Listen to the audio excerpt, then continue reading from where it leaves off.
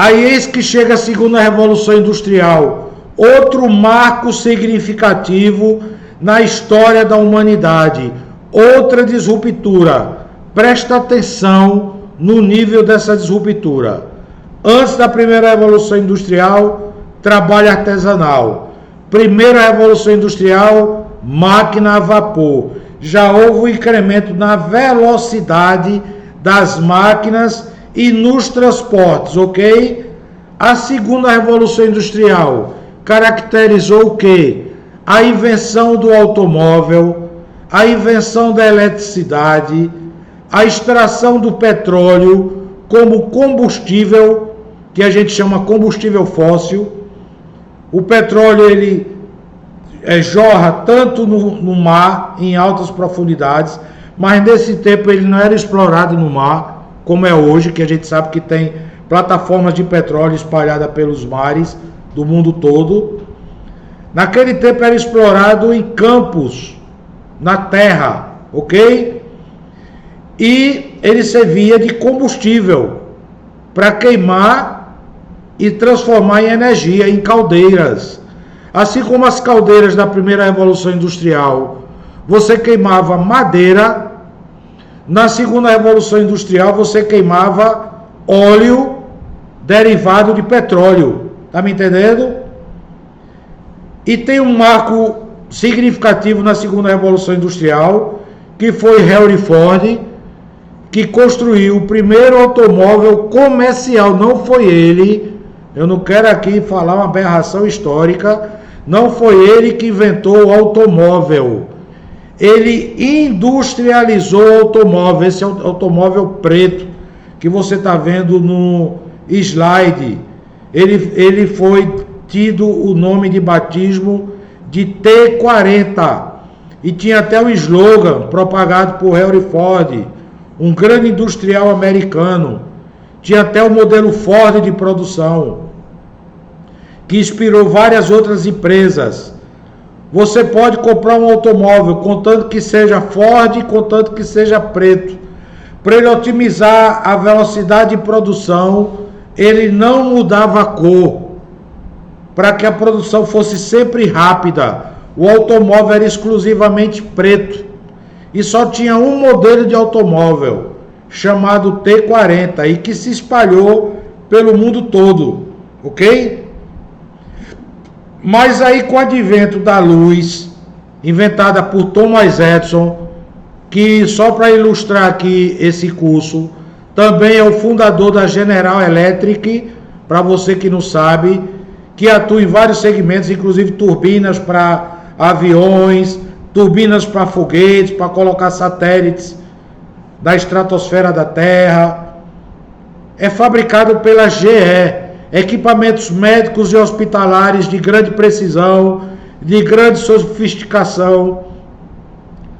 Também tem segmentos da GE que fabrica esses equipamentos médicos e hospitalares, como tomógrafos computadorizados.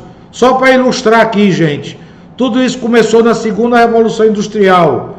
Para ilustrar ainda mais, você sabe quantas lâmpadas Thomas Edison queimou para chegar numa lâmpada viável? O que é uma lâmpada viável? Que você acende e ela dura. Porque não adiantava inventar uma lâmpada e quando você energizar, ela queimar. Você vai fazer o que com essa lâmpada? Thomas Edison tentou 2000 vezes. Ele ficou célebre, consagrado no mundo todo pela sua perseverança, pela sua resiliência. Aí vem aqui o exemplo para você que está assistindo esse curso. O exemplo para mim também enquanto profissional. Não é no primeiro erro, não é na primeira vez que alguma coisa dá errada que a gente deve desistir. A gente tem um exemplo desse na história, um homem que tentou mais de 2000 vezes. Se Thomas Edison não tivesse perseverança, certamente outro cientista tinha inventado a lâmpada. Mas não teria sido ele e teria demorado mais tempo. Olha o período da segunda Revolução Industrial, 1870 a 1969. Perceba o final da primeira Revolução Industrial, 1870. ela durou 110 anos. A segunda Revolução Industrial, 1870 a 1969, 1970 arredondando, durou quantos anos? 100.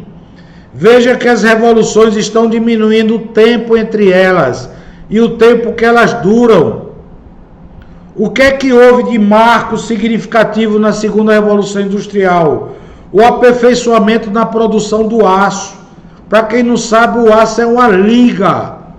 Ele não está disponível na natureza. Você tem que misturar vários metais, dentre eles o ferro.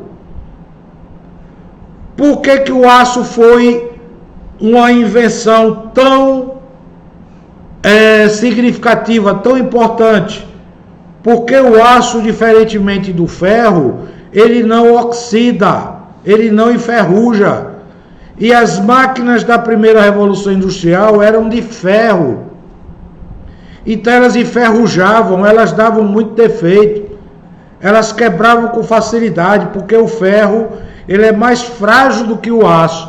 Está vendo a importância da invenção do aço, gente? Quando a gente fala assim, aço segundo a Revolução Industrial, porque há um significado precioso nisso. O aço ele é mais duro do que o ferro, ou seja, as máquinas demoravam mais tempo para quebrar, as peças demoravam mais tempo para quebrar e, além disso, não enferrujavam. A lubrificação das máquinas na primeira Revolução Industrial tinha que ser constante, contínua. A lubrificação que eu me refiro é você estar jogando óleo e graxa constantemente nas máquinas para que elas não enferrujassem, não travassem. Estão me entendendo a importância do aço na segunda Revolução Industrial? Outra coisa, com a extração do petróleo e sucessivo a isso, a exploração dos seus derivados, óleo diesel, querosene, gasolina e os elementos plásticos que também são derivados do aço, os elementos plásticos que são derivados do petróleo, novas formas de produção passaram a ser praticadas. Os navios a vapor, os trens passaram a ser movidos a motores elétricos, o que trouxe mais velocidade a esses veículos. E o carro foi inventado a combustão, ou seja, a queima do petróleo transformado em gasolina, veio a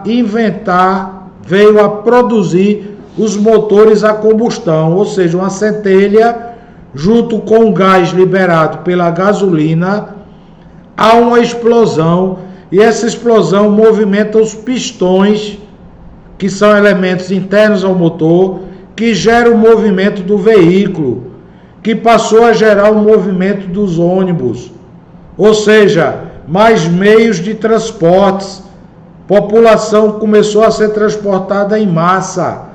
Você está entendendo a importância da segunda Revolução Industrial, o crescimento das cidades. Tudo isso trouxe uma evolução, gente, na sociedade, mais transportes, mais velocidade das máquinas e equipamentos, mais produtos começaram a ser fabricados, produtos plásticos, que eles são duráveis e não enferrujam, e ainda são maleáveis e são leves. Isso foi um grande marco da segunda Revolução Industrial. Deixa eu te dizer uma coisa. Por que tem uma data típica para o fim da segunda Revolução Industrial e o começo da terceira? Você sabe o que foi inventado em 1969? Eu vou lhe trazer um dado aqui muito importante. O transistor. Isso não é um curso de eletrônica, não vou entrar nessa área, mas para você entender, o transistor é um componente semicondutor, fabricado através de uma pastilha de silício. E esse componente eletrônico, ele foi o marco divisório entre a segunda Revolução Industrial e a terceira, porque em 69 o transistor foi inventado por 2 cientistas. Isso veio miniaturizar as placas eletrônicas. As placas eletrônicas eram movidas a válvulas. Você já deve ter visto isso em alguma foto, em alguma peça de museu, já deve ter ouvido falar de rádios movidos a válvulas, funcionando a válvula, TVs funcionando a válvulas.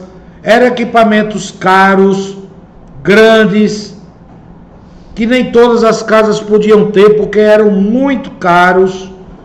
E o transistor veio trazer uma revolução, porque era muito difícil você movimentar máquinas a válvulas, elas queimavam com grande facilidade. Os primeiros computadores foram mecânicos, os segundos computadores foram movidos a válvulas.